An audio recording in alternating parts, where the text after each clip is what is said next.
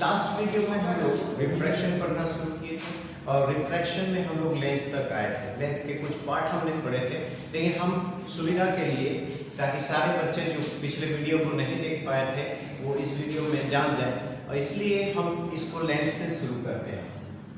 Lens, what is a lens? A transparent medium bounded by two surfaces at least one surface curve, यानी एक ऐसे medium को glass से उसको bound कर देना जो ट्रांसपेरेंट है, जिससे होकर लाइट पास हो सकती है। एयर भी ट्रांसपेरेंट मीडियम है, एयर को भी हम लोग लेंस बना सकते हैं, लेकिन रिस्ट्रिक्शन ये है कि वो लेंस तभी वर्क करेगा जब हम उसको अदर देन किसी दूसरे मीडियम में लेके चले जाते हैं। अगर हम एयर में ही रखते हैं और एयर को ही इंक्लूड करते हैं तो वो लेंस की तरह बिहेव नहीं करेगा। तो एक ऐसा ट्रांसपेरेंट मीडियम सिलेक्ट करना है जो अदर देन एयर हो, क्योंकि जनरली हम लोग एयर में ही रहते हैं और एयर में ही अपने सारे एक्सपेरिमेंट करते हैं, तो लेंस हम एयर से नहीं बना सकते। लेकिन अगर हम अंडर वाटर या किसी दूसरे ट्रांसपेरेंट मीडियम में अगर हम लेंस बनाना चाहें तो वहां हम एयर से एक लेंस बना सकते हैं। तो लेंस का डेफिनेशन है एक ऐसा ट्रांसपेरेंट मीडियम को इनक्लोज करना कर्व सरफेस से। सपोज दैट ये एक यहाँ पे ग्लास है या वाटर है या फिर अदर कोई मटेरियल है अदर देन एयर, उसको हमने ग्लास सरफेसेस से दो साइड से इनक्लोज कर दिया है, तो ये जो फॉर्म करेगा ये लेंस कहलाएगा। At least one surface curve. ध्यान रहे कि रिफ्रैक्शन होने के लिए, लेंस से होकर रिफ्रैक्शन होने के लिए, लाइट को बेंड होने के लिए वो जो सरफेसेस है वो सरफेस एक कम से कम बेंड हो, दूसरा आप प्लेन ले सकते हो। तो आप इस तरह से बहुत तरह के लेंस बना सकते हैं, लेकिन यहाँ हम लोग कुछ ही डिस्कस करने वाले हैं। जैसे ये इसमें एक सरफेस कर्व लिए है और एक प्लेन लिए है, ये प्लेनो कनकेव लेंस कहलाएगा। यहाँ पे भी हमने कर्व सरफेस लिया है, यहाँ एक अदर मटेरियल मीडियम है जो ट्रांसपेरेंट है और एक प्लेन सरफेस लिया है, ये प्लेनो कन्वेक्स लेंस है। और यहाँ पे ये दोनों सरफेस कर्व्ड है, दोनों सरफेस कर्व्ड है एक दूसरे की तरफ इस तरह से, तो ये कन्वेक्स लेंस फॉर्म करता है। और अगर दोनों सरफेसेस का बल्ब साइड फेसिंग है एक दूसरे का और वो मीडियम को इंक्लोज करता है तो उसको हम लोग कनकेव लेंस कहते हैं। अब कन्वेक्स लेंस में भी कुछ चीजें हैं जो हमको जाननी होगी। जैसे कन्वेक्स लेंस, इसका ये सरफेस और ये सरफेस किसी अलग अलग दो गोले से भी ले सकते हैं। अगर दो अलग अलग गोले से लेते हैं और रेडियस अलग हो जाता है, तो रेडियस अलग होने के केस में इन दोनों साइड का, इस फेस का फोकल लेंथ और इस फेस का फोकल लेंथ डिफरेंट हो जाएगा, तो ऐसे केस में हम इसको बाइफोकल कन्वेक्स लेंस कहेंगे।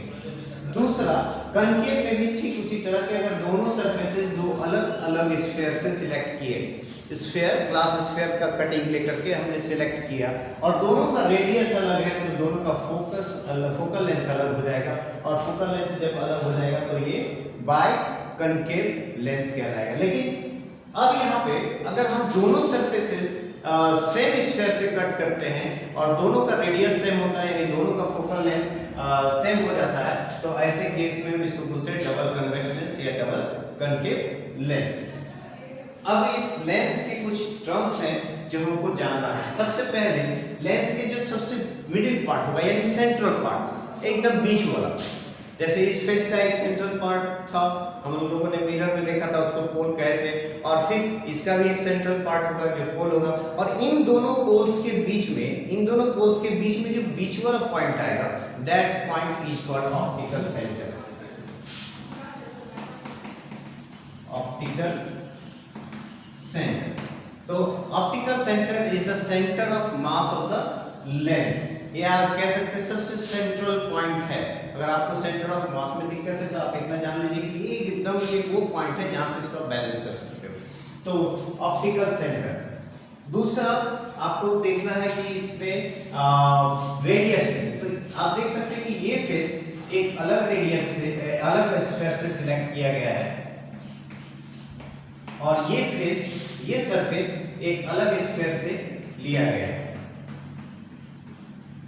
तो इस सरफेस के लिए इधर वाले स्फीयर का एक सेंटर, इसका सेंटर ऑफ कर्वेचर कहलाएगा, इसका सेंटर ऑफ कर्वेचर कहलाएगा। हम इसको मान लेते हैं C2।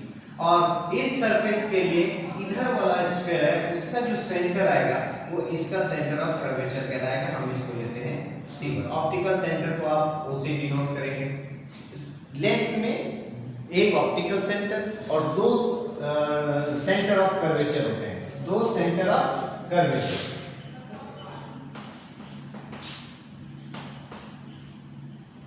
दो सेंटर ऑफ कर्वेचर होते हैं क्योंकि दोनों सरफेसेस इसके दोनों बाउंड्रीज जो है दो अलग अलग स्फीयर से लिए और दोनों किसी न किसी स्फीयर का पार्ट है, तो उस स्फीयर का पार्ट, तो उस स्फीयर का सेंटर इसका सेंटर ऑफ कर्वेचर कहलाता है।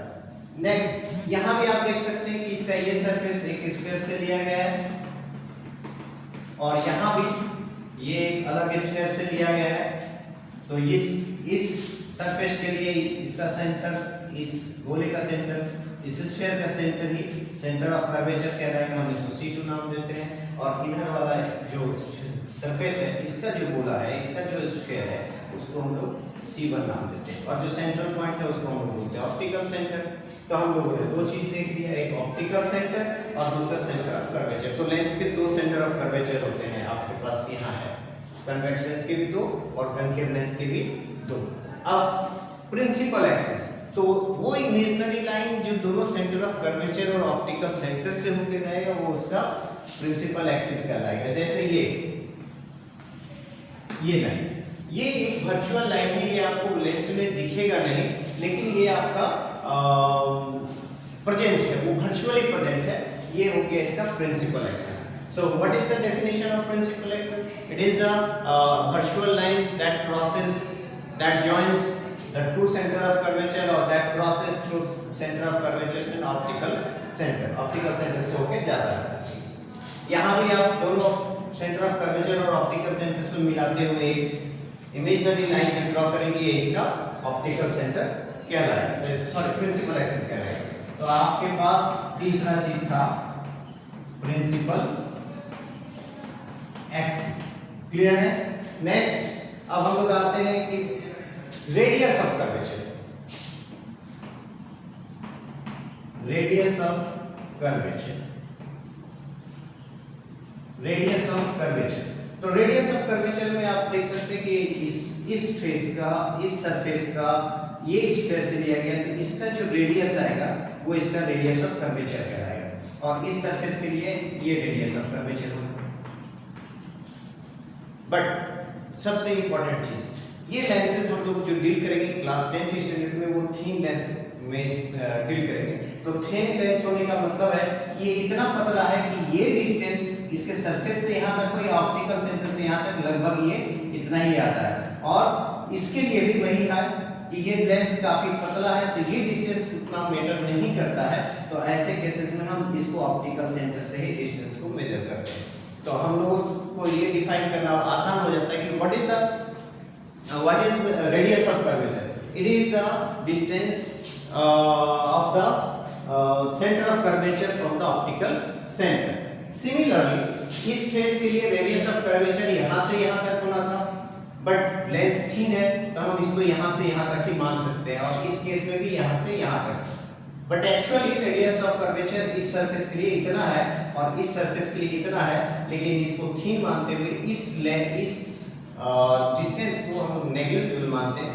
तो जो हम यहाँ से मान रहे थे उसको हम यहीं से मानते हैं। तो ये R1 इसके लिए भी हो गया और इसके लिए भी R2 हो गया। अब क्या ये R1 और R2 होता है?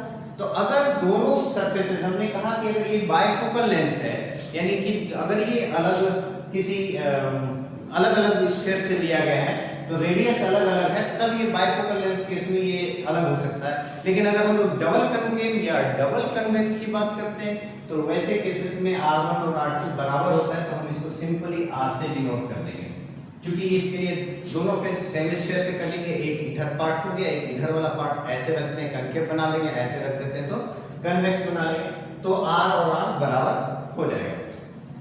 नेक्स्ट है focal length, focus and focal length. तो फोकल लेंथ और फोकस को समझने के लिए सबसे पहले हमें एक ड्राइंग को समझना पड़ेगा और उस ड्राइंग को बड़ा केयरफुली आप लोग देख लीजिए कि वो कैसे होता है।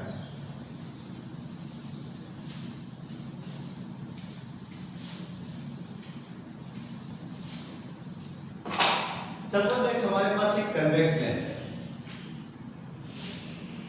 आप जानते हैं कि इस स्फीयर का सेंटर यहाँ है, इस सरफेस का सेंटर ऑफ कर्वेचर यहाँ है और इस सरफेस का सेंटर ऑफ कर्वेचर यहाँ है। सी ये ऑप्टिकल सेंटर है। पहले आप रिफ्रैक्शन को समझ लीजिए, उसके बाद हम आगे डिटेल में जाएंगे कुछ चीजें। अब प्रिंसिपल एक्सिस ड्रॉ करते हैं। अगर हम ये मीडियम डेंसर मीडियम होगा, सपोज दैट ये रेयर है और ये डेंसर है और एक लाइट यहाँ से आके एक रे इस पे इंसिडेंट होता है, तो हमको सबसे पहले इसको इस तरह से मोड़ना है कि ये लॉज ऑफ रिफ्रैक्शन को फॉलो करे। तो यहाँ पे आपको एक नॉर्मल की जरूरत पड़ेगी, तो नॉर्मल यहाँ हो गया, सी से होके जो जाता है लाइन, हम जब मिरर पढ़ रहे थे तो हम बताए थे कि सेंटर से जाने वाली कोई भी लाइन वो सरफेस पे, कर्व सरफेस पे नॉर्मल होता है, तो दिस इज द नॉर्मल। अब यहाँ पे चूंकि ये रेयर से डेंसर इंटर कर रहा है, हमने मान लिया था कि this medium is rare and this medium is denser, तो इसको नॉर्मल की तरफ मुड़ना है, तो ये नॉर्मल की तरफ मुड़ गया।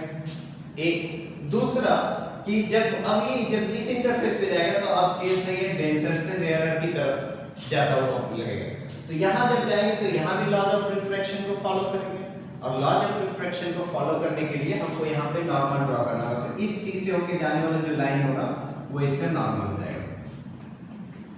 अब यहाँ पे ये डेंसर से रेयर है, तो इस लाइट का बेंडिंग किधर होना चाहिए? अवे फ्रॉम द नॉर्मल, तो ये away from the normal bend कर जाएगा ये। तो ये पूरा प्रोसेस है दोनों सरफेसेस पे जो इसका रिफ्रैक्शन होता है। सिमिलरली यहाँ भी वही होता, सिमिलरली यहाँ अब ये जहां पे इंटरसेक्ट कर रहे हैं तो ये इसका फोकल है। अब हम इतना इस चीज को नहीं दिखाते हैं, इतना इसको दिखाने की आपको जरूरत नहीं पड़ती है क्लास 10 स्टैंडर्ड में। बस जनरली आप जानते हैं कि लाइट को क्या कराना है कि बेंड करा देना है, ये यहाँ तक लाइए, इस लाइन तक, और इस लाइन में लाने के बाद इसको बेंड कराइए। ये बेंड। फिर अगर हम लोग कनकेव लेंस में बात करते हैं तो कनकेव में भी हम थोड़ा डिस्कस करते हैं इसको कि वहां कैसे होता है।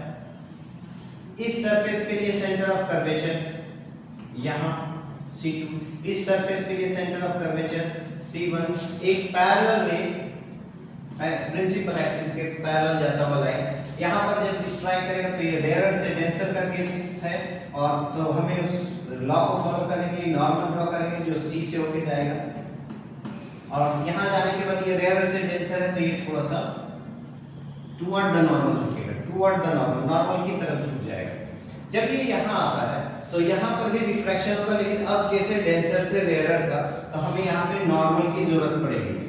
तो ये नॉर्मल हो गया जो C से होके जाएगा। अब डेंसर से रेयर जाते समय रे ऑफ लाइट क्या होता है? Away from the normal bend कर जाता है, नॉर्मल से दूर की तरफ, तो ये दूर की तरफ बेंड कर जाता है। ये सिमिलरली इस फेस अगर हम एक और लेते हैं तो यहाँ भी ये इस टाइप से और इस टाइप से बेंड करेंगे, तो ये रेस जो है डाइवर्ज हो जाएगा।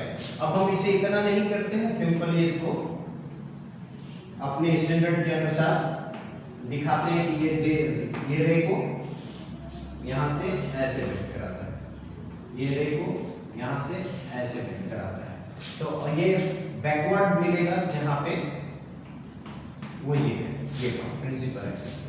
अब आते हैं हमारा जो मेन था, एक फोकस किसे कहते हैं।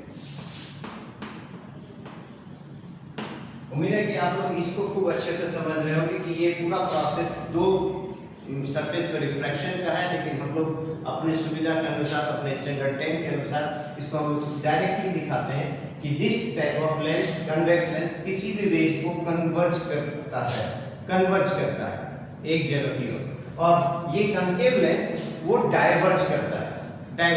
इसको एकदम क्लियर रखें ब्रेन में।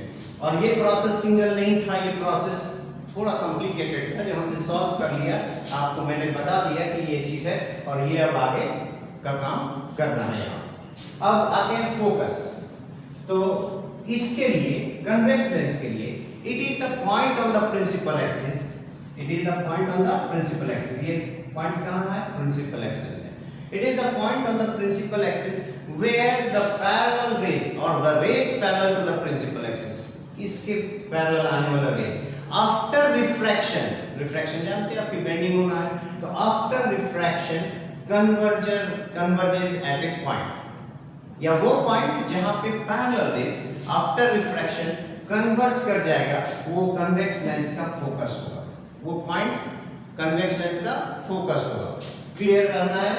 दूसरा, अगर हम लोग डाइवर्जिंग के लिए हम लोग डिस्कस करते हैं तो आप देख सकते हैं ये यहाँ पे, तो डाइवर्जिंग लेंस के लिए या कनकेव लेंस के लिए parallel raise after refraction seems to be converging at a point, diverging from a point, एक पॉइंट से लगता है कि बाहर की ओर जा रहा है, तो ये जो पॉइंट प्रिंसिपल एक्सिस का है ये इसका फोकस कहलाएगा। Definition, the point on a principal axis where the parallel rays after reflection converges. एक concave lens के लिए it is the point on the principal axis where the rays after refraction from this lens, concave lens, seems to be diverge out. This is the focus. एक दूसरा, तो इसके focus कितने होंगे? ये दो फोकस के होते हैं।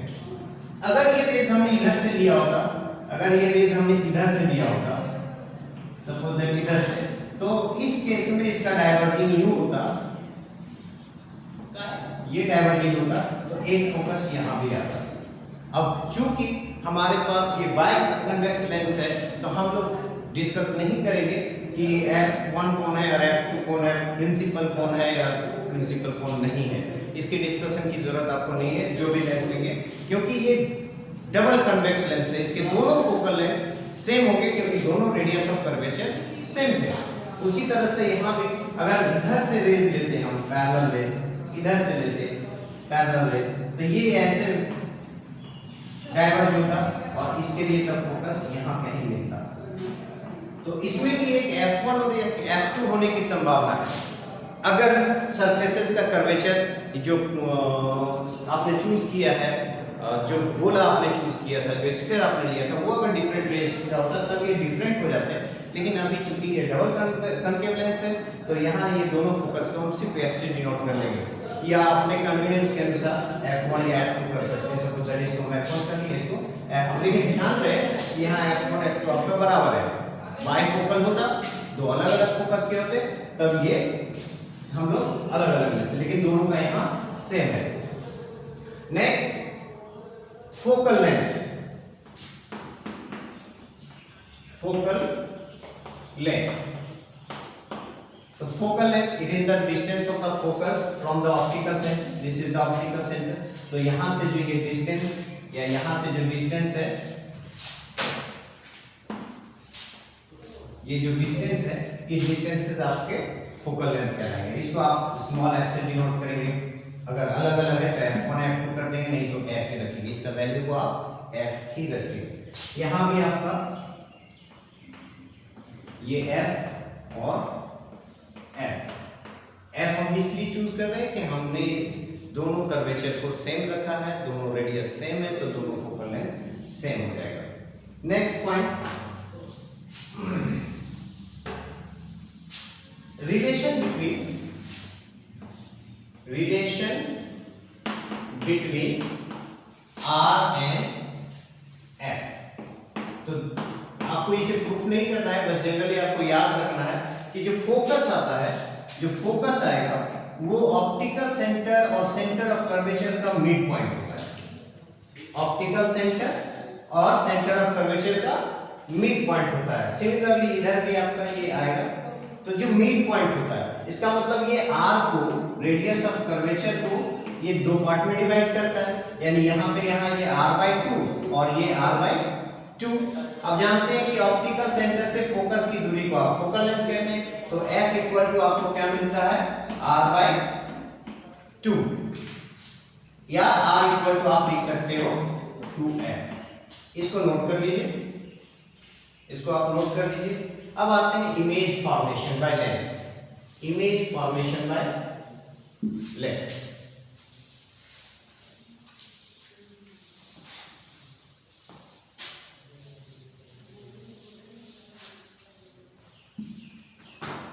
One more thing, aperture. Aperture कहते हैं, आप जब लेंस को आप देखेंगे तो वो इस टाइप का दिखेगा या इस टाइप का दिखेगा। आपको दिखाया जाता है इस तरह से, ट्रांसवर्स दिखाया जाता है, लेकिन आप क्रॉस सेक्शनली देखेंगे तो ये इस टाइप का होना चाहिए। कनकेव में ये धंसा हुआ होगा बीच वाला पार्ट और किनारा थोड़ा मोटा होगा, लेकिन कन्वेक्स में ये बीच का मोटा होगा और किनारा आपका पतला होगा। तो जब आप लेंस को अपने हाथ पे लेके देखेंगे तो लेंस कुछ इस तरह दिखेगा और या इस तरह दिखेगा, लेकिन आप डायग्राम जब बनाते हैं कॉपी में या बोर्ड पे तो ये इस टाइप से या इस टाइप से दिखता है। तो इजीली आपको समझ में आता है कि कौन सा कनकेव है और कन्वेक्स है। Image formation by convex lens. तो कन्वेक्स लेंस इमेज फॉर्मेशन देखते हैं, आपने नोट कर लिया इसे।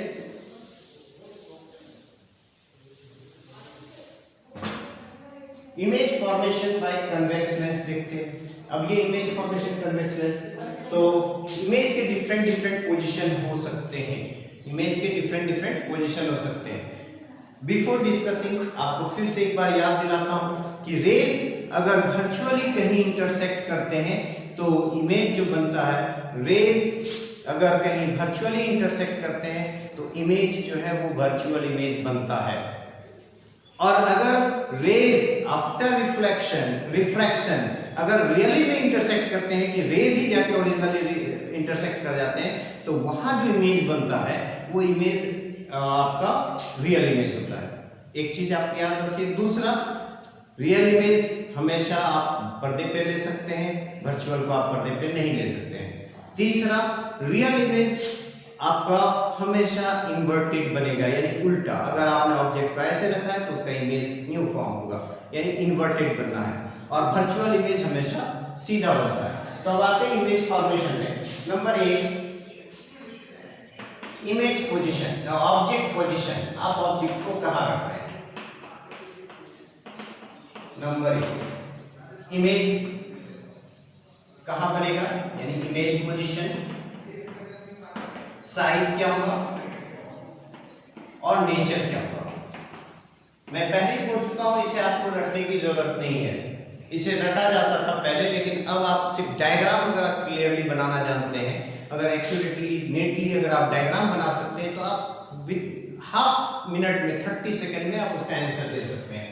तो पहला है एट इंफिनिटी। दूसरा, ऑब्जेक्ट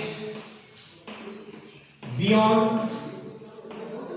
C1 या 2F1 भी कहते हैं, दिखाएंगे कि कैसे ये नाम है। तीसरा, ऑब्जेक्ट एट C1। इसके लिए हम लोग पहले लिख लेते हैं image position, size and nature. Image position, size, image position, size and nature. तो सबसे पहला है एट इंफिनिटी। ये इंफिनिटी का नोटेशन है, आप वर्ड में भी देख सकते हैं इंफिनिटी।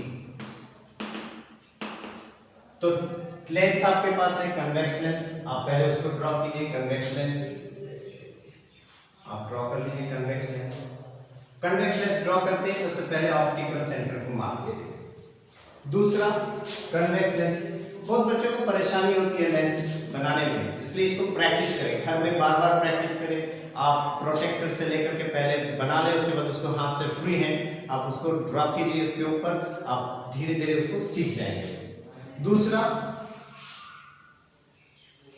फिर कन्वेक्स लेंस बना लिए, इसका ऑप्टिकल सेंटर को मार्क किए, यहां भी कन्वेक्स लेंस बनाए और ऑप्टिकल सेंटर को मार्क किए। आपको प्रिंसिपल एक्सिस ड्रॉ करना है। नेक्स्ट आपका जो है प्रिंसिपल एक्सिस, तो हॉरिजॉन्टल लाइन ड्रॉ कीजिए, आपका प्रिंसिपल एक्सिस ड्रॉ हो जाएगा। ये प्रिंसिपल एक्सिस, ध्यान रहे प्रिंसिपल एक्सिस को जाना है ऑप्टिकल सेंटर से होकर के, ऑप्टिकल सेंटर से होकर के जाएगा। तो यहां भी प्रिंसिपल एक्सिस आपने ड्रॉ कर दी, ये ऑप्टिकल सेंटर।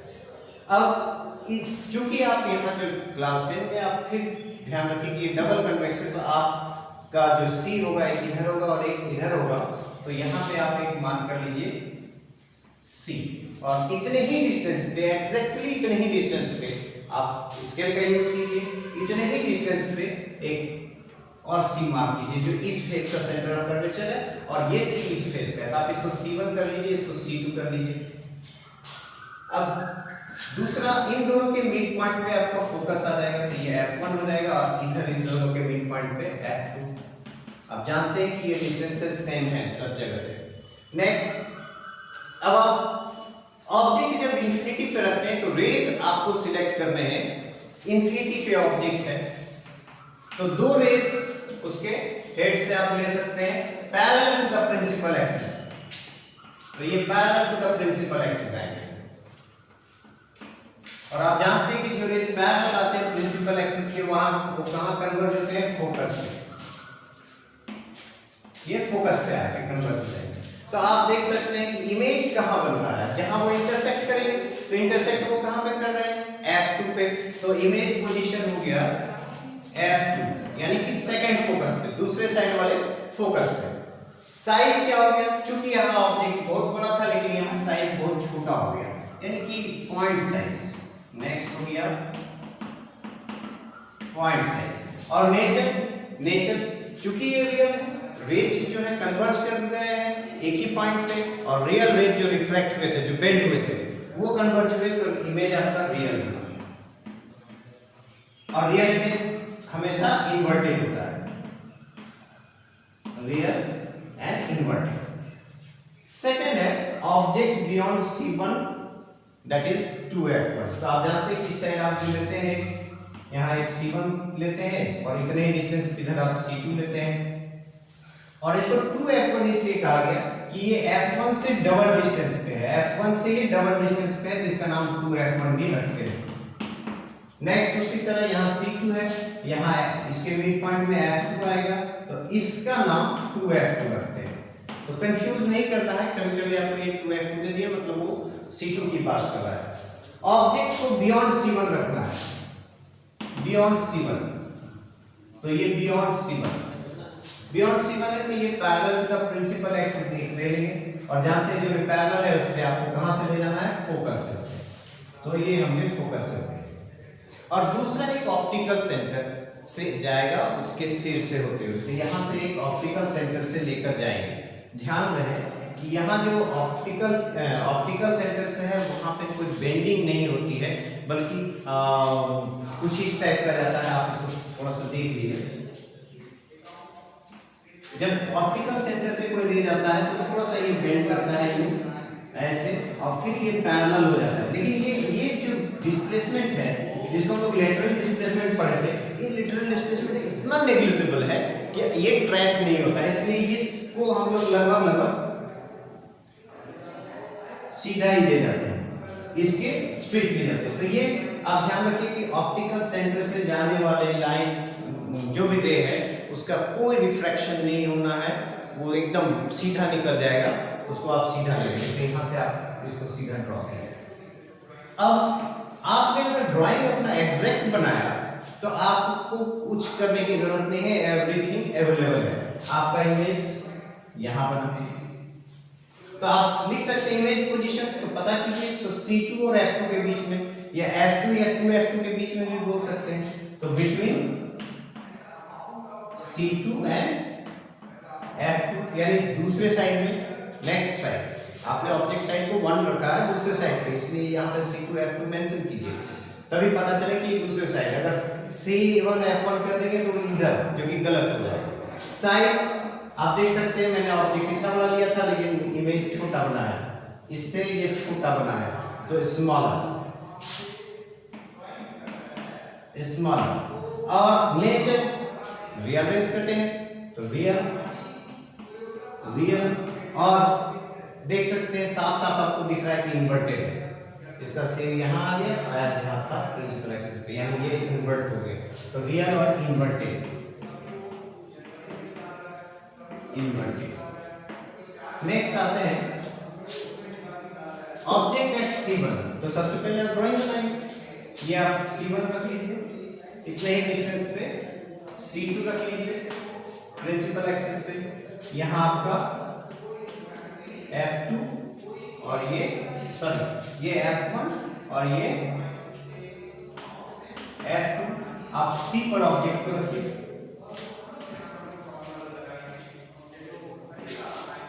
पैरेलल जो जाएगा वो अब दो ही रे सिलेक्ट करेंगे उसके सिर से, ऑब्जेक्ट के सिर से दो ही रे सिलेक्ट करेंगे। तो एक तो पैरेलल लेके जाएंगे और उसको F से होके क्रॉस करेंगे, ये F से निकल जाएगा।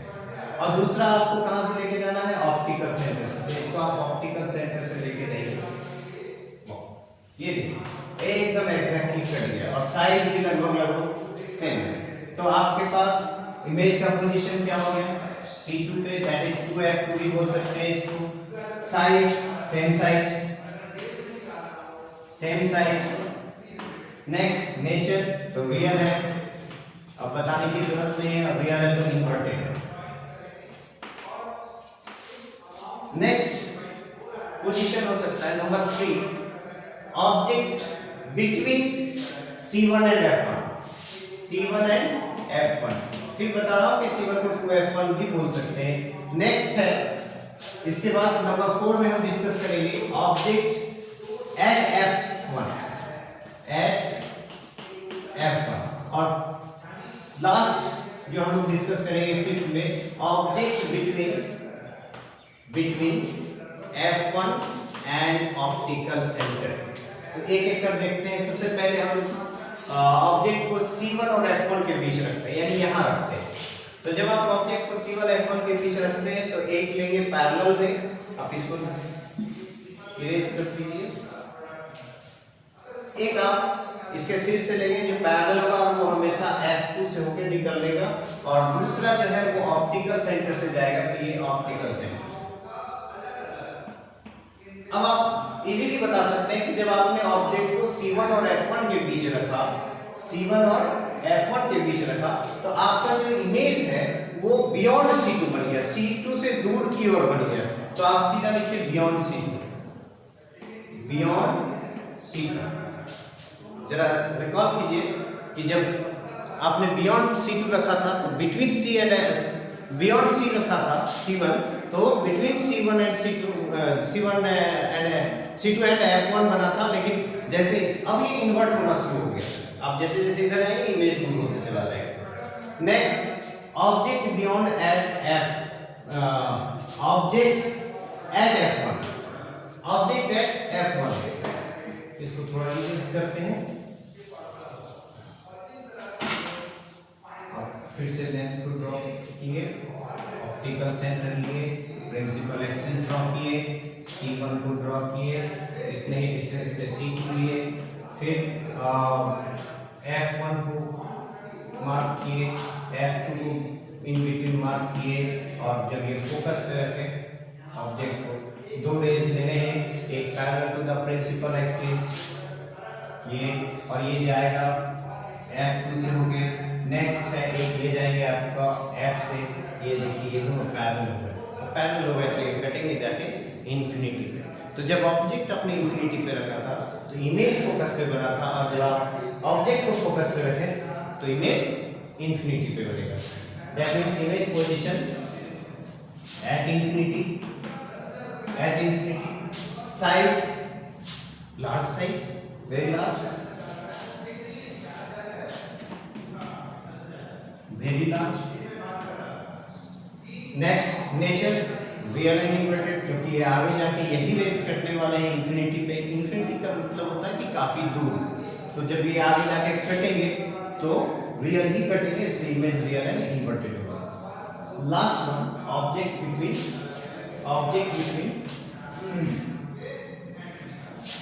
F1 एंड O, यानी कि ऑब्जेक्ट ऑप्टिकल सेंटर और फोकस के बीच में रखते हैं, तो क्या होता है। फिर से हम इसकी ड्राइंग को बनाएंगे। आप कन्वेक्स लेंस ड्रॉ किए, फिर देखिए optical centre, principal axis, C1 को मार्क किए, सेम डिस्टेंस पे C2 को मार्क किए, F1 को मार्क किए, F2 को मार्क किए। अब ऑब्जेक्ट को यहाँ रखते हैं between F1 and optical centre. एक रे पैरेलल लेंगे जो जाएगा F2 से गया, और दूसरा डायरेक्ट निकल जाएंगे वो O से। ये आगे नहीं करने वाले हैं क्योंकि ये डाइवर्ज हो रहा है, तो हम इसको क्या करते हैं कि इसको बैकवर्ड ड्रॉ करेंगे। इसको जब बैकवर्ड ड्रॉ करेंगे तो ये बैकवर्ड में कहीं वर्चुअली इंटरसेक्ट करने वाला है यहाँ। अब देखिए image on the same side, position नहीं बताएं कि सी पे बन गया या ये, on the same side, on the same side, जिधर ऑब्जेक्ट, जिस साइड में ऑब्जेक्ट को रखना है। Size, size bigger, bigger and nature. आप देख सकते हैं कि रेज वर्चुअली इंटरसेक्ट किए हैं, और वर्चुअल इंटरसेक्शन से जो इमेज बनता है वो वर्चुअल इमेज, वर्चुअल इमेज। अब वर्चुअल इमेज में आप और भी क्या देखते हैं कि वर्चुअल इमेज हमेशा सीधा होता है। सीधा को हम लोग इंग्लिश में लिखते हैं इरेक्टेड।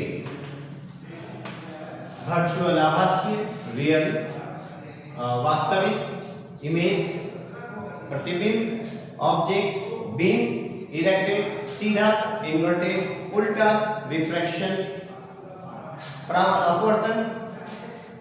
अब इस केस का एक बहुत ही विशेष इंपॉर्टेंस है कि हम लोग जो जनरली लेंस यूज करते हैं किसी किताब को या छोटे अक्षरों को पढ़ने के लिए, या सुनार के दुकान में जो आंख पे लगा करके, या घड़ी वाले जो आंख पे लगा करके यूज करते हैं, वो इसी थ्योरी को, इसी प्रिंसिपल को अप्लाई करते हैं। उनके पास जो लेंस होता है वो उस लेंस का फोकल लेंथ कुछ ज़्यादा होता है, और वो लेंस वो जिस चीज को पढ़ना चाहता है या जिस छोटी चीज को वो देखना चाहता है उसको ऑप्टिकल सेंटर, उस लेंस के ऑप्टिकल सेंटर और फोकस के बीच ले आता है। तो बनने के बाद उसका जो वर्चुअल इमेज बनता है वो बड़ा और सीधा बनता है। दूसरे किसी केस को नहीं यूज कर सकते हैं क्योंकि आपका इन्वर्टेड हो जाएगा, यानी कि आप जो भी लिखेंगे वो इन्वर्टेड दिखना शुरू हो जाएगा। बी है तो ये बी इस टाइप से दिखना शुरू करेगा इन्वर्टेड, तो आपको पढ़ने में कठिनाई होगी। तो आपको याद रखना है कि जो सोनार है या कोई और भी है जो इस तरह के लेंस का, कन्वेक्स लेंस का एज ए मैग्नीफायर यूज करता है, जैसे घड़ी साज हो गए, तो वो इसी प्रिंसिपल का यूज करता है। कन्वेक्स लेंस का use as a simple microscope भी बोलते हैं या as a magnifier. Convex lens का यूज सिंपल माइक्रोस्कोप ये वर्ड यूज करेंगे या एज ए मैग्नीफायर यूज करेंगे। मैग्नीफायर के केस में कौन सा प्रिंसिपल यूज होता है? मैग्नीफायर के केस में ऑब्जेक्ट को ऑप्टिकल सेंटर और फोकस के बीच में रखा जाता है, तो उसका वर्चुअल, इरेक्टेड और इनलार्ज, सबसे बेहतर है कि हमको बड़ा करके देखना था, तो इनलार्ज सीधा इमेज बनता है। इसी प्रिंसिपल को हम लोग यूज करते हैं मैग्नीफायर में। नेक्स्ट आते हैं हम लोग image formation by concave lens.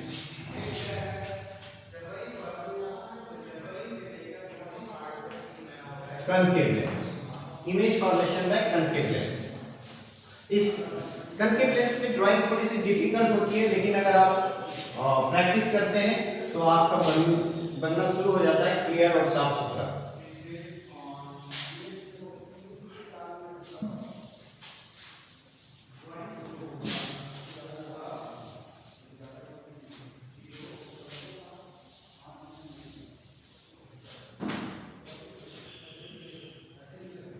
Concave lens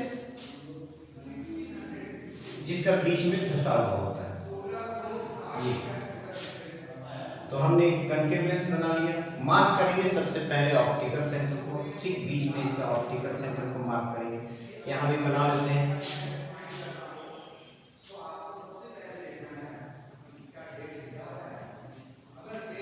यहां मार्क कर दिए। फिर यहां एक बना लेते हैं कनकेव लेंस, ये ऑप्टिकल सेंटर, ऑप्टिकल सेंटर। फिर ड्रॉ करते हैं principal axis, principal axis, principal axis and principal axis. फिर मार्क करते हैं इसका सेंटर ऑफ कर्वेचर को, तो कहीं भी आप मार्क कर लीजिए ज़्यादा दिक्कत नहीं, तो हम इसका C1 मार्क कर लेते हैं यहाँ, और इतने ही डिस्टेंस पे C2 मार्क कर लेते हैं। C1 इतने ही डिस्टेंस पे आप C2 मार्क कीजिए, C1 C। अब ऑब्जेक्ट एट इंफिनिटी, अब इंफिनिटी है तो ये इंफिनिटी से आप रेज को पैरेलल लेंगे, ये पैरेलल जाएगा, जो रेज है वो पैरेलल जाएंगे, और आप जानते हैं ये कौन सा लेंस है, डायवर्जिंग लेंस, ये रेज को डाइवर्ज करता है। तो पैरेलल रेज जो डाइवर्ज होता है वो इस तरह से डाइवर्ज होता है कि फोकस से जाता है। अब आप इसको बैकवर्ड ड्रॉ कीजिए तो एकदम ठीक मिड पॉइंट पे ये इंटरसेक्ट करेगा इसके और इसके, तो ये फोकस पे बना F1 पे। तो image position at F1, first side पे जो पहला उसका फोकस पड़ता है, दूसरे साइड पे F2 है, तो इसका F1 पे, तो एट F1, ये F1 बोलते ही वो समझ जाता है कि ये उसी साइड में का फोकस पे बनेगा जिधर ऑब्जेक्ट को रखा गया। तो ऑब्जेक्ट लेफ्ट साइड वाले फेस पर था, तो F1 भी लेफ्ट साइड पर है, ये क्लियर हो जाता है। साइज, पॉइंट साइज काफी बड़ा सा, यहाँ पे ये पॉइंट साइज बनेगा, तो पॉइंट साइज। नेचर चूंकि रेस रियली तो इधर चले गए हैं, उसको वर्चुअली बैकवर्ड ड्रॉ करने के बाद ये मिला है, इसलिए वर्चुअल। अब वर्चुअल है तो फिर ये इरेक्टेड, सीधा। नेक्स्ट है, सेकंड है object beyond C1, beyond C1 यानी कि ऑब्जेक्ट को आप यहाँ रखते हैं C1 से दूर, तो आपको पता है कि दो ही रेज ले रहे हैं, एक रे आप parallel to the principal axis लेंगे, और ये जो parallel to the principal axis है ये फोकस से होकर पार होता है, ये फोकस से जाएगा, और दूसरा जो रेज आपको लेना है वो ऑप्टिकल सेंटर। अब यहाँ जो इंटरसेक्शन बना दोनों का यहाँ पे, अब यहाँ पे एक प्रॉब्लम क्रिएट होगा कि सर बोलते हैं कि जब वर्चुअल रेज इंटरसेक्ट करेंगे तो वर्चुअल इमेज, और जब रियल इंटरसेक्ट करेंगे तो रियल इमेज। तो यहाँ कौन सा इमेज बना, एक वर्चुअल है एक रियल है, तो वर्चुअल और रियल अगर होता है एक एक, तो ये दोनों ही मिलकर के ये वर्चुअल इमेज है, ये वर्चुअल इमेज है।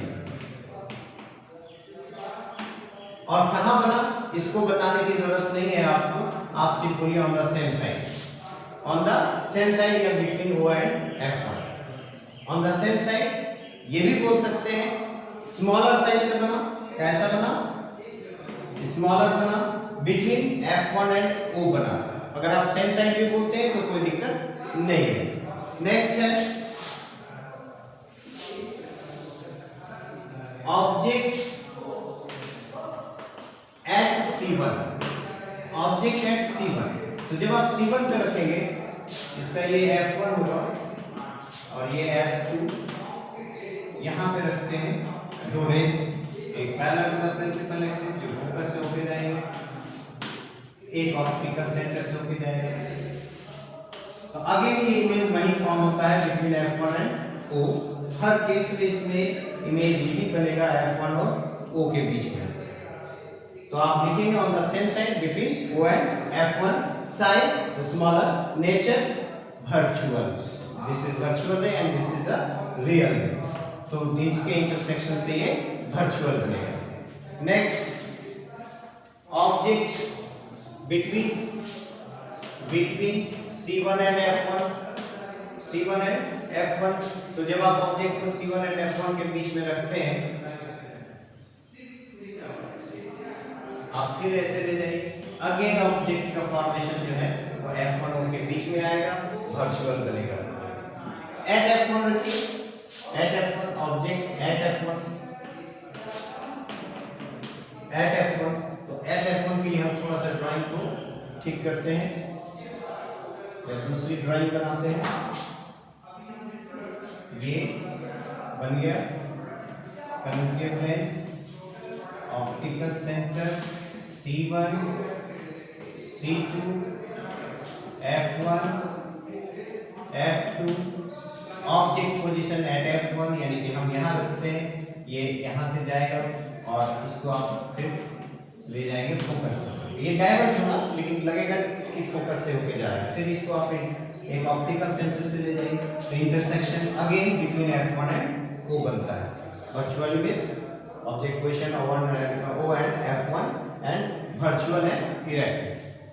लास्ट वन, अगर आप इसको बिटवीन F1 एंड O रखते हैं, जनरली ये केस पूछा नहीं जाता है, तो अगर बिटवीन एंड ए रखते हैं तो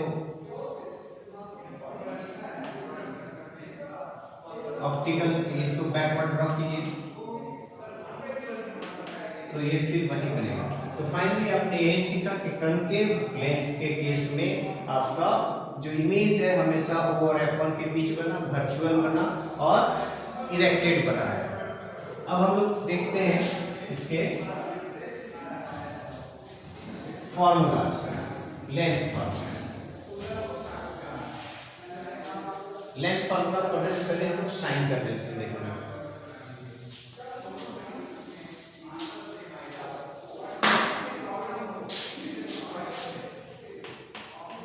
साइन कन्वेंशन, ध्यान रहे मिरर के साइन कन्वेंशन और लेंस के साइन कन्वेंशन में जरा भी डिफरेंस नहीं है। फिर भी एक बार रिकॉल कराता हूं कि आप कार्टेशियन कोऑर्डिनेट सिस्टम जानते हैं, जिसमें आपके 4 कोऑर्डिनेट होते हैं, कोऑर्डिनेट 1 2 3 4, जिसमें ये एक्स एक्सिस होता है, ये एक्स एक्सिस होता है, ये आपका 1 2 3 एंड ये पॉजिटिव एक्स एक्सिस कहलाता है। यहाँ -1 -2 -3 ये नेगेटिव एक्स एक्सिस, ये वाई एक्सिस है।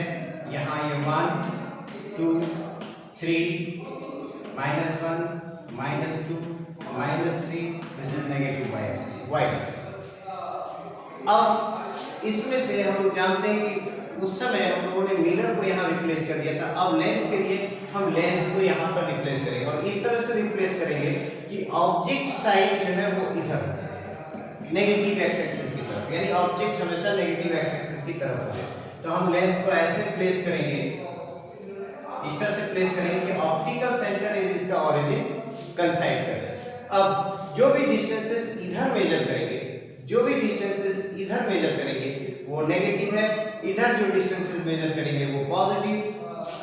अगर अपर डायरेक्शन में कोई हाइट मेजर करेंगे, इसको हाइट कहते हैं, अगर हाइट में मेजर करेंगे ऊपर की तरफ तो पॉजिटिव, और अगर इधर करेंगे तो नेगेटिव। जैसे ये अगर हमने मेजर किया तो ये नेगेटिव, इसका h जो आएगा, h डैश जो आएगा वो नेगेटिव आएगा। लेकिन अगर यहाँ ऐसे अगर हमने इस साइड को मेजर किया तो ये पॉजिटिव होगा, क्योंकि y एक्सिस के डायरेक्शन में है और ये y डैश डायरेक्शन में है। ये डिस्टेंस अगर मेजर किए तो नेगेटिव और ये डिस्टेंस मेजर किए तो पॉजिटिव, तो डिस्टेंसेस दे सकते हैं। ये सबसे इंपॉर्टेंट है आपको न्यूमेरिकल सॉल्व करने के लिए, तो इसको ध्यान रखना है। फिर बता रहा हूं, अगर कनकेव लेंस को लाके रखना है तो फिर ऐसे रख सकते हैं। अब आप इसका ओरिजिन और लेंस का ऑप्टिकल सेंटर को कंसाइड करा देंगे। ऑब्जेक्ट साइड हमेशा एक्स डैश फेसिंग होगा, यानी नेगेटिव एक्स एक्सिस की तरफ फेस करेगा। और सबसे इंपॉर्टेंट चीज जो हम लोग कन्वेक्स लेंस के लिए जो इफेक्टिव फोकस देते हैं वो सेकंड साइड होगा, यानी F2 को लेते हैं। कन्वेक्स लेंस के लिए 2 फोकस थे, एक F1 और एक F2, तो हम लोग इधर वाले को लेते हैं,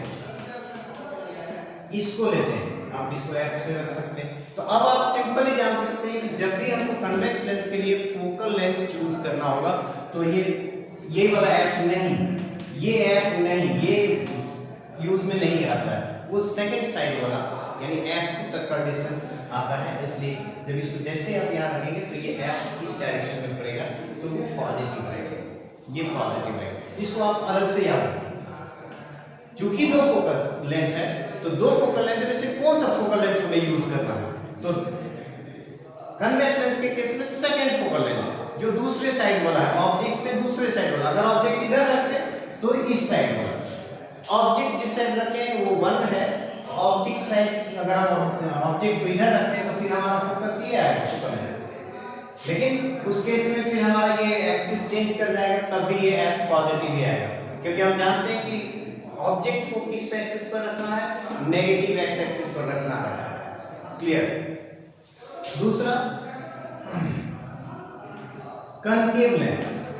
कनकेव लेंस के लिए एक C1 होता है, एक F1 होता है, यहाँ F2 है और यहाँ C2 है। तो हम जानते हैं कि कनकेव लेंस के लिए अगर ऑब्जेक्ट यहाँ रखते हैं तो इसका डाइवर्जिंग पॉइंट F1 बनता है, यानी कि ऐसे जाता है ये डाइवर्जिंग पॉइंट ये बनता है। तो हमें इस फोकस को चूज करना पड़ेगा। जब हम लोग डिफाइन कर रहे थे कन्वेक्स लेंस के लिए तो इसका कन्वर्जिंग पॉइंट फोकस कहे थे और इसका डाइवर्जिंग पॉइंट। तो ऑब्जेक्ट रखते हैं इसका डाइवर्जिंग पॉइंट ये बनता है, अगर इधर ऑब्जेक्ट रखते हैं तो डाइवर्जिंग पॉइंट ये बनता है। तो वैसे केस में ये फोकस, और ऐसे केस में अगर यहाँ पे रखे हैं ऑब्जेक्ट इधर है तो डाइवर्जिंग पॉइंट ये बना तो ये। और ऑब्जेक्ट साइड हमेशा नेगेटिव आता है। हम जानते हैं कि जब भी हम प्लेस करेंगे उसको इस कोऑर्डिनेट सिस्टम पे तो ऐसा होना चाहिए कि ये ऑब्जेक्ट एक्स एक्सिस पे आना चाहिए। तो यानी कि ये F जो है इस केस में ये F इधर आएगा। F क्या होगा इसका नेगेटिव, इसको ध्यान रखिए, बहुत इंपॉर्टेंट है क्योंकि चूज करना थोड़ा दिक्कत होता है कि कौन सा फोकस ले, दो फोकस है तो ध्यान रखिए। कन्वेक्स लेंस का जो कन्वर्जिंग फोकस होगा उसको हम लोग लेते हैं, तो वैसे केस में ये पॉजिटिव, क्योंकि इधर तो ऑब्जेक्ट रखा आपने और ये कन्वर्जिंग बनेगा तो इस फोकस को लेंगे तो ऑब्जेक्ट साइड नेगेटिव हो गया, ये पॉजिटिव हो गया। दूसरा कनकेव लेंस के लिए ये आप क्या करेंगे, डाइवर्जिंग पॉइंट, जो डाइवर्जिंग फोकस होगा तो ऑब्जेक्ट जैसे यहाँ रखते हैं तो डाइवर्जिंग ये बनता है तो ये वाला लेंगे, और ये तुम्हारा है तो ये ऑब्जेक्ट साइड में ही आएगा तो ये नेगेटिव होगा। अगर इधर ऑब्जेक्ट रखते हैं तो ये डाइवर्जिंग पॉइंट बनता है, लेकिन ऑब्जेक्ट साइड तो नेगेटिव है, ऑब्जेक्ट साइड नेगेटिव होता है तो नेगेटिव होता है तो ये डिस्टेंस फिर नेगेटिव, यानी इसका फोकल लेंथ आपको नेगेटिव मिलने वाला है। अब साइन कन्वेंशन का यूज करके हम लोग देखते हैं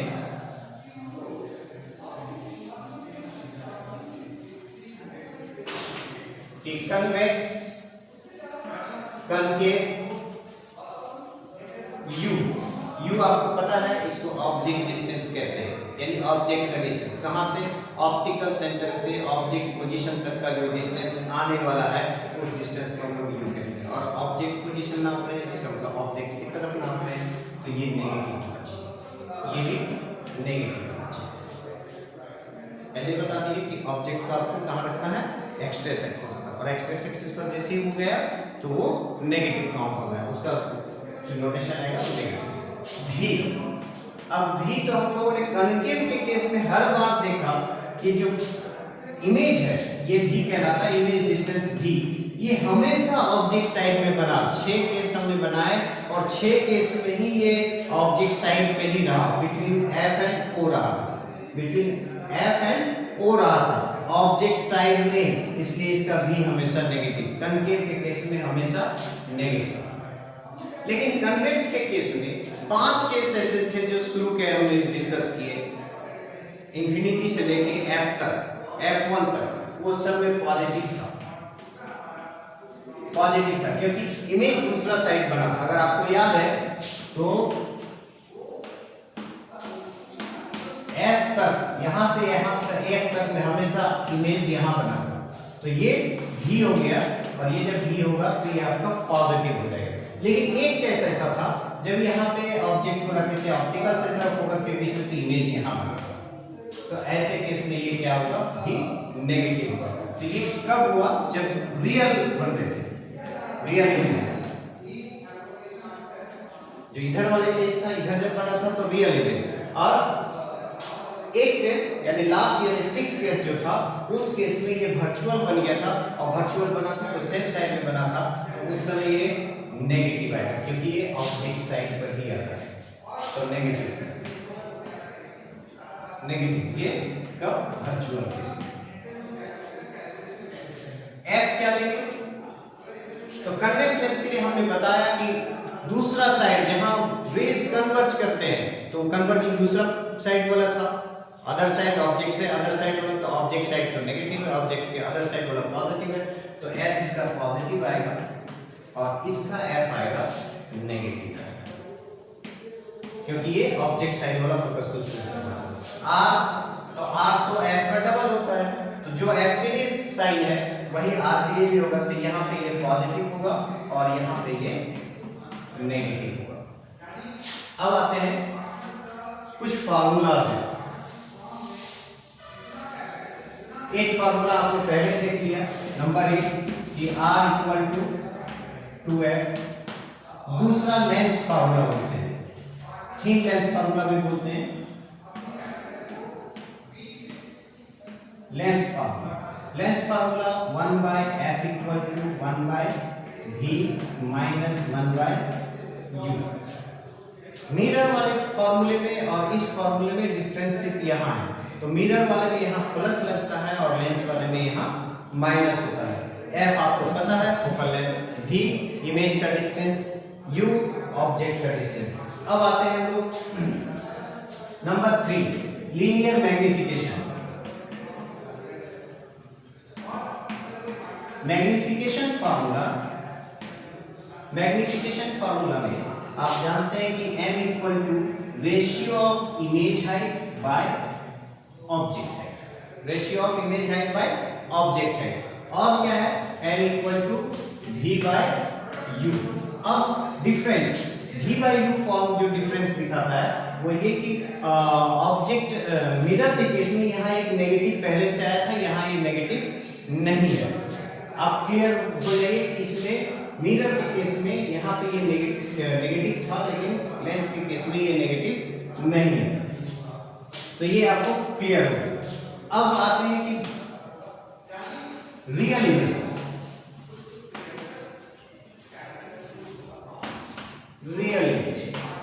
रियल इमेज कैसे डिसाइड करेंगे?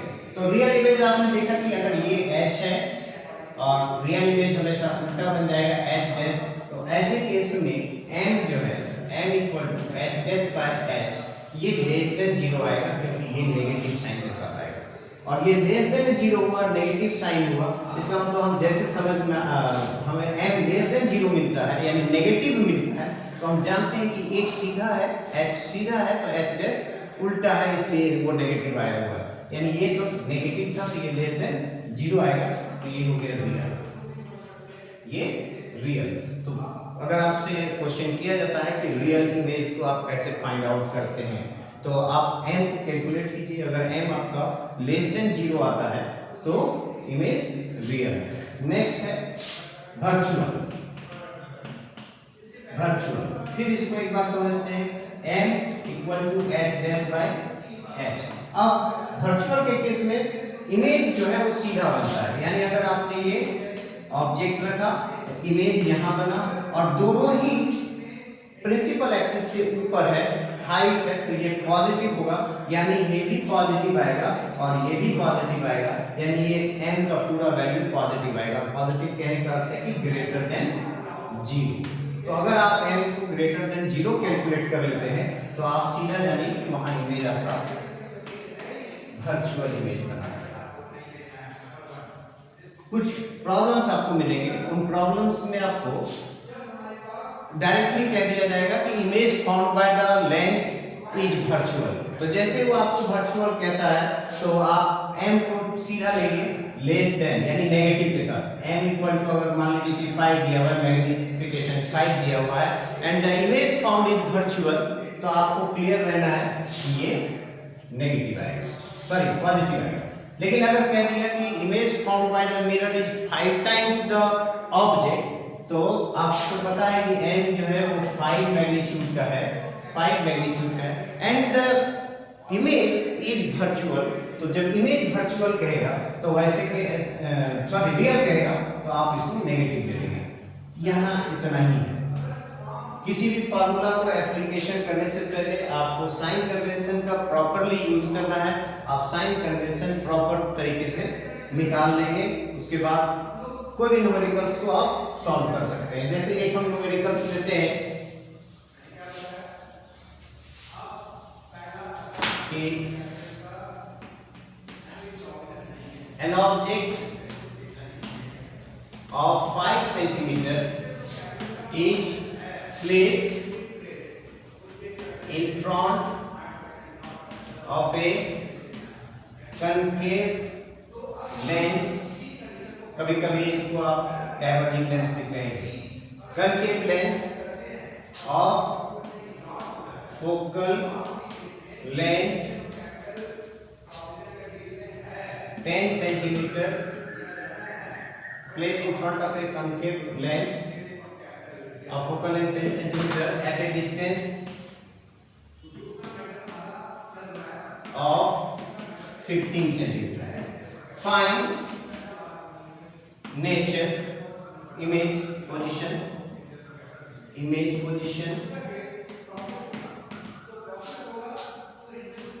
nature and size. अब देखते हैं कि इसको आप कैसे पढ़ते हो और कैसे आप इसको नोटेशन में लिखते हो पूरे न्यूमेरिकल्स को। पूरे क्वेश्चन का आपको नोटेशन है। An object of size 5 centimetre, that means object का साइज को आप हमेशा h कहते हैं तो 5 सेंटीमीटर, और ये चूंकि ऑब्जेक्ट को प्रिंसिपल एक्सिस से ऊपर रखते हैं तो इसको आप प्लस चूज करेंगे। कनकेव लेंस क्या है? कनकेव। फोकल लेंथ कितना है? 10 सेंटीमीटर। जैसे आपको आया कनकेव लेंस, तो कनकेव लेंस में अगर इस साइड ऑब्जेक्ट है तो इधर वाला फोकस को लेते हैं, यानी ये नेगेटिव आना है, तो आप इसको नेगेटिव रख सकते हैं। दूसरा है at a distance of 15 centimetre, that means object का डिस्टेंस को यू बोलते हैं 15 सेंटीमीटर, और ऑब्जेक्ट साइड ही नेगेटिव होता है तो ऑब्जेक्ट का डिस्टेंस ऑटोमेटिकली 15 सेंटीमीटर। अब पहला पोजीशन के लिए तो 1/f equal to 1/v minus 1/u, 1/v equal to 1/f minus 1/प्लस 1/u, ये पूरा f के साथ है ये, और 1/f minus 10 centimetre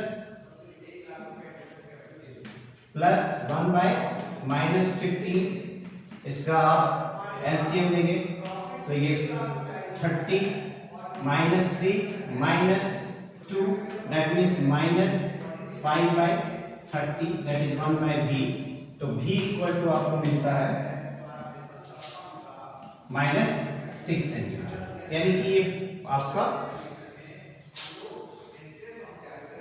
-6 centimetre. Next